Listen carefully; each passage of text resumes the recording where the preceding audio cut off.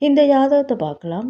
மேஷத்தில் ராகு, ரிஷபத்தில் குரு, மிதுனத்தில் சுக்கிரன், கடகத்தில் புதன் மற்றும் சூரியன், சிம்மத்தில் செவ்வாய், துலாத்தில் கேது, தனுசில் வக்கிர சனி, மகரத்தில் சந்திரன்.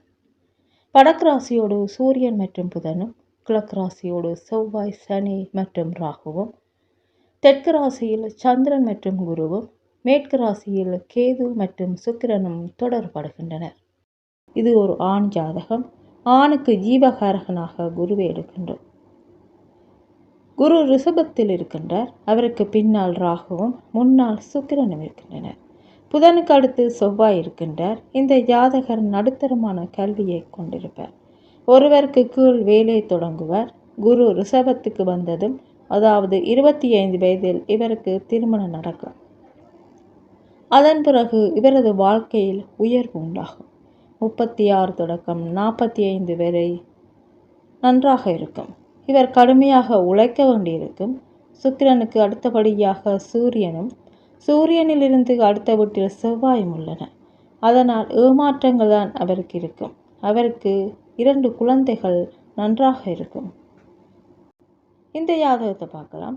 மேஷத்தில் ராகு, ரிஷபத்தில் குரு, துலாத்தில் கேது, விருச்சிகத்தில் சந்திரன், தனுசில் செவ்வாய், சுக்கிரன், சனி, சூரியன் மற்றும் புதன். வடக்கு ராசியில் சந்திரனும், கிழக்கு ராசியில் ராகு, செவ்வாய், சுக்கிரன், சனி, சூரியன் மற்றும் புதனும், தெற்கு திசையில் குருவும், மேற்கு ராசியில் கேதுவும் இருக்கின்றன. இதுவும் ஒரு ஆண் ஜாதகம்.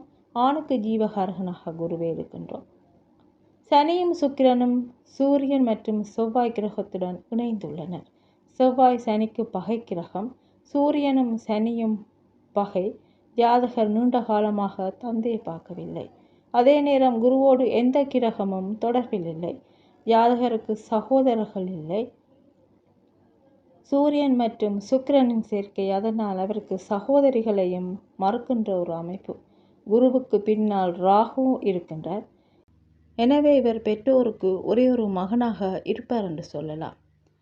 சந்திரன் இங்கு வலிமை இழந்திருக்கின்றார். சந்திரனுக்கு பின்னால் அவரது பகை கிரகமான கேது இருக்கின்றது. மேஷத்துக்கு அதிபதி செவ்வாய் முன்னால் இருக்கின்றார். அதன் காரணமாக குருவால் சந்திரனுக்கு உதவி செய்ய முடியவில்லை.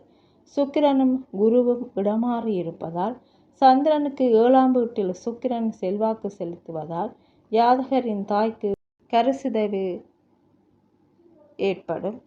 ஒருவேளை அவள் ஒரு பெண் குழந்தையை பெற்றெடுத்தாலும் அது நீண்ட காலம் வாழாது. ராகு கேது அச்சுக்கு ஒரு பக்கம் குரு தனித்த நிலைமை, மறுபக்கம் மற்ற கிரகங்கள் ஜாதகரின் கல்விக்கு தடையை ஏற்படுத்தியது. வெளிநாட்டுக்கு போக செய்தது என்று சொல்லலாம். எதிரிகளுக்கு மத்தியில் சூரியன், செவ்வாயும் சுக்கிரனும் சேர்ந்திருந்தாலும் அங்கேயே செவ்வாயின் பகைக்கிரகமான சனி, புதன் இருப்பு. அதனால் சூரியன் சுக்கிரனை பலவீனமாக்கியது. அதோடு சூரியனோடு சுக்கிரன் நெருக்கம். இதுவும் இருவரும் பலமிழக்க மற்றொரு காரணம். வெளிநாட்டில் மகனின் நல்ல பதவியின் விளைவாக தாயின் கையில் நிறைய பணம் இருக்கும். சந்திரனுக்கு 2இல் சனி, செவ்வாய், சுக்கிரன், சூரியன் மற்றும் புதன். இந்த அமைப்பானது தாயின் கையில் உள்ள பணமானது மற்றவர்களால் இழக்கப்படும் என்பதை காட்டுகிறது. கோச்சர ராகு தனுசுக்கு வந்து அங்குள்ள சூரியனோடு சேர 6-7 ஆண்டுகளாகும். அந்த காலகட்டத்தில் தந்தைக்கு பிரச்சனைகள் ஏற்படும் என்று சொல்லலாம். சூரியன் புதனுடன் இணைந்திருப்பது தந்தை ஒரு கையெழுத்து பிரதிநிதியாக இருப்பதை குறிக்கிறது, எழுத்தாளர் என்று சொல்லலாம். குரு தனது 8 வயதில் தனுசு ராசியை கடக்கிறார். எனவே தந்தை பெரிய ஆத்மாக்களின் தரிசனம் பெறுவார்.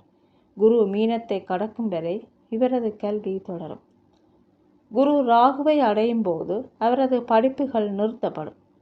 பின் குருவின் 2வது சுற்று ஆரம்பிக்கும் போது நிறுத்தப்பட்ட கல்வி ஆரம்பிக்கப்படும். தனுசு மகரம் வரை இருக்கும். பின் ராகு வரை அவருக்கு இடையூறுகள் ஏற்படும். ஜாதகர் கெட்ட புகழ் மற்றும் நிதி இழப்பு ஆகியவற்றால் பாதிக்கப்படுவார். கோச்சார ராகு மிதுனத்துக்கு வரும்போது சூரியன் சனியின் நேரடி தொடர்பை பெறுவார். அதனால் அவருக்கு அரசாங்க வேலை கிடைக்கும் என்று சொல்லலாம். 31 வயதில் குரு விருச்சிக ராசிக்கு வரும்போது இவருக்கு இடமாற்றம் ஏற்படும். குரு கேதுவை கடந்த பிறகு திருமணம் செய்வார். 36 வயதுக்கு பிறகு ஜாதகத்தில் குரு இருக்கும் இடத்துக்கு கோச்சார குரு வரும்போது பதவி உயர்வோடு வேறு இடத்துக்கு மாற்றப்படுவார். குரு சந்திரனை இந்த காலகட்டத்தில் தொடர்பு கொள்கின்றார். 48 வயதிலும் பதவி உயர்வு பெறுகின்றார். 54, 55 வயதில் கோச்சார குரு போகும்போது அவரது நிதி நிலைமை நல்ல முன்னேற்றம் இருக்கும் என்று சொல்லலாம். செவ்வாய் மற்றும் சுக்கிரனோடு குரு தொடர்படும் போது வீட்டின் மூலம் நல்ல குடும்பம் மகிழ்ச்சியை வழங்கும் என்று சொல்லலாம்.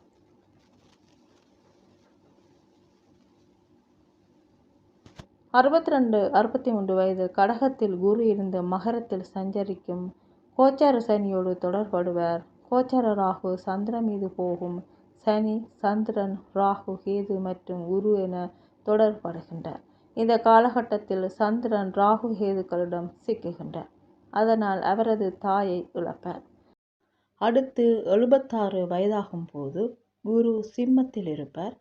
சனி மிதுனத்திலும் ராகு கும்பத்திலும் இருப்பார். சுக்கிரன் ராகு கேதுக்களிடம் சிக்குகின்றார். மனைவியை இழக்கின்றார். இவருக்கு 5 பிள்ளைகள் இருக்கும். அதில் ஒரு ஆண் மற்றும் பெண் குழந்தைகள் நன்றாக வருவார்கள் என்று சொல்லலாம். இந்த ஜாதகத்தை பார்க்கலாம். மேசத்தில் ராகு, ரிஷபத்தில் குரு, கன்னியில் சந்திரன், துலாத்தில் கேது, தனுசில் சனி, கும்பத்தில் செவ்வாய் மற்றும் புதன், மீனத்தில் சூரியன் மற்றும் சுக்கிரன். வடக்கு ராசியில் சூரியன் மற்றும் சுக்கிரனும், கிழக்கு ராசியில் ராகு மற்றும் சனியும், தெற்கு ராசியில் குரு மற்றும் சந்திரனும், மேற்கு ராசியில் கேது, செவ்வாய் மற்றும் புதனும் இருக்கின்றனர். இதுவும் ஒரு ஆண் ஜாதகம். ஆணுக்கு ஜீவகாரகனாக குரு எடுக்கின்றோம். கல்விக்காரகன் புதனோடு செவ்வாய் சேர்க்கை நல்ல அறிவு, புத்தி கூர்மை இருக்கும். ஆனால் நடுத்தரமான கல்வியை உடையவராக இருப்பார். இவரது தாயார் நீண்ட காலம் வாழுவர். அவருக்கு 2 சகோதரர்கள் இருப்பார்கள். அவர்கள் பணக்காரர்களாகவும் மகிழ்ச்சியாகவும் இருப்பார்கள். குரு கேதுவை கலந்த பின்னர் 30-31 வயதில் திருமணம் செய்தார். அவருடைய நம்பிக்கை அவருக்கு வெற்றியை தரும். சனி காடுகளை குறிக்கும் தனுசு ராசியில் இருக்கின்றார்.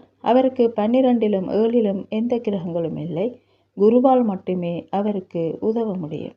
எந்த சந்தர்ப்பத்தில் இங்கு குருவால் சனிக்கு உதவ முடியும்? வக்கிரமடையும் சந்தர்ப்பத்தில். சந்திரனுக்கு 7ல் சுக்கிரனும் சூரியனும் அமைகின்றனர். தந்தையின் சொத்து சிறியதாக இருக்கும். இந்த ஜாதகரால் அதை பெற முடியாது. 2 சகோதரர்களும் நல்ல புகழை பெறுவார்கள். எல்லா முயற்சிகளும் அவருக்கு வெற்றியை கொடுக்காது. செவ்வாய்க்கு அடுத்தடுத்த 4 வீடுகளில் கிரகங்கள் இருக்கின்றன. சனிக்கு 6ல் குரு இருக்கின்றார். சனிக்கு 3ல் புதன் இருக்கின்றார். வியாபாரத்தில் செட்டில் ஆகிவிடுவார். 43 தொடக்கம் 50 வயதான காலப்பகுதி இவருக்கு மந்தமான காலமாக இருக்கும். நண்பர்கள் இவரை ஏமாற்றுவார்கள். இவர் போராட வேண்டியிருக்கும். 49 வயதில் வீட்டில் சுப நிகழ்ச்சிகள் நடக்கும். அவரது 50-51 வயதில் வீட்டில் கல்யாணம் நடக்கும். அவரது 50 முதல் 65 ஆண்டுகள் அவரது வாழ்க்கையில் சிறந்த ஆண்டுகளாக இருக்கும் என்று சொல்லலாம். அவருக்கு 4 மகள்களும் 1 மகனும் இருப்பார்கள். செல்வ செழிப்புடன் வளர்வார்கள். இவருக்கு 50 முதல் 58 வயது வரை குழந்தைகள் அனைவரும் நன்றாக வளர்வார்கள். இவருக்கு 56-58 வயதில் சொந்தமாக ஒரு வீடொன்று அமையும். 75 ஆண்டுகள் வரை நன்றாக வாழ்வார் என்று சொல்லலாம்.